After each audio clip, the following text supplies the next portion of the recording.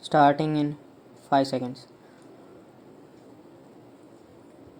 Madam, in India, the Constitution provides that the citizens have fundamental rights, and all the fundamental rights are nothing but human rights.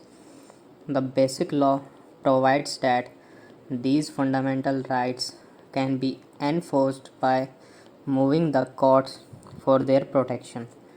For instance, the Prevention of Untouchability Act is one of the most important laws which protects the fundamental rights of the citizens in our country. Madam, I would like to thank the honorable members for having shown so much of interest in the amendments suggested to this law by the government and for having given very good suggestions. I would like to limit my comments to the general principles relating to the human rights, then to the amendments suggested by the government, then to the amendments suggested by the honorable members, and then conclude my reply on this bill.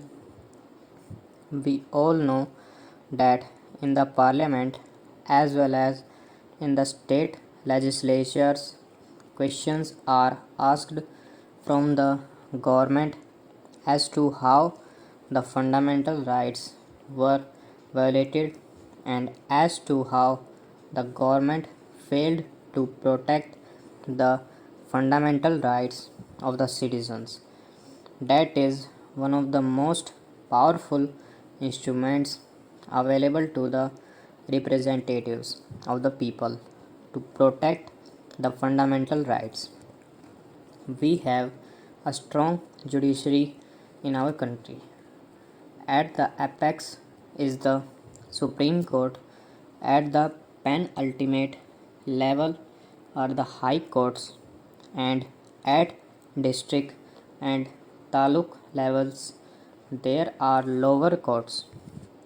Through these courts, the fundamental rights given to the citizens are protected, and fortunately for us, we have a very strong media in our country. Every violation of a fundamental right is highlighted in the media, in the newspapers, and now on televisions. Those facts are brought to the notice of the government and the people in the country. Media is a very powerful instrument for creating public opinion. Though media does not have the power to punish anybody directly, yet the public opinion is so strong that the fundamental rights of the citizens are protected.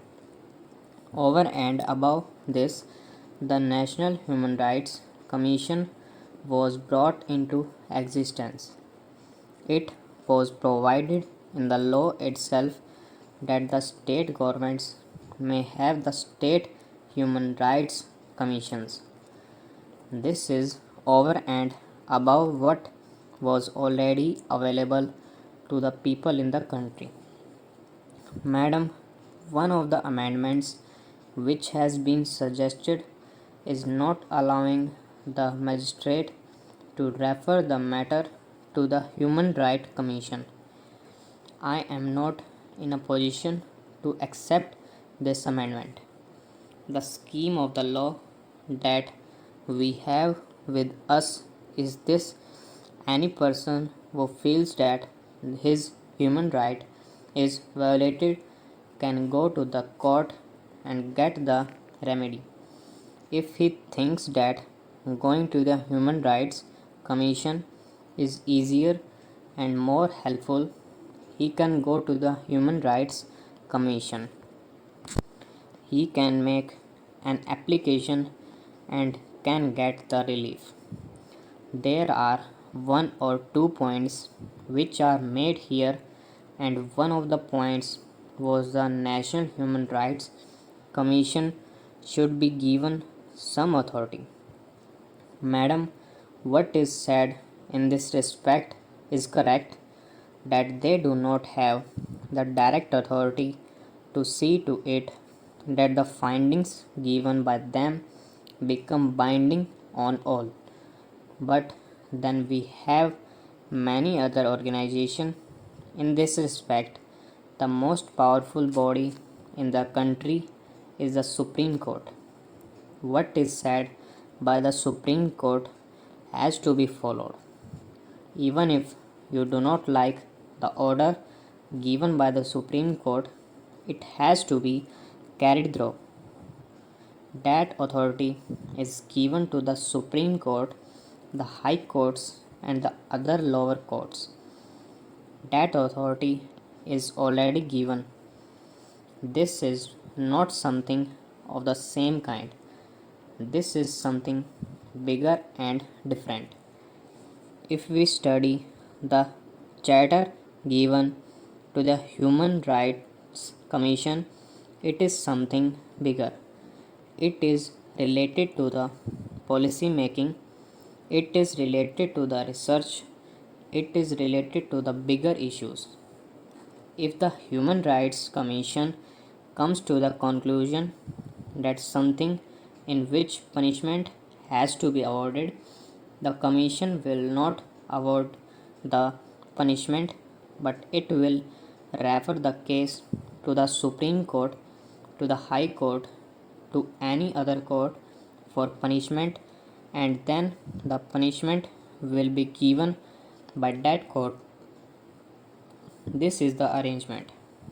Madam, over and above all these things, in my opinion, what is really helping is the ethos of people. The people in the country are themselves protecting the human rights of one another. For every man committing a crime or violation of human rights, we have hundreds and thousands of people protecting the human rights. The most important thing in our country is that not only we respect and protect the human rights of our neighbors, but also we respect and protect some rights of the living creature. We respect even trees. We respect even animals.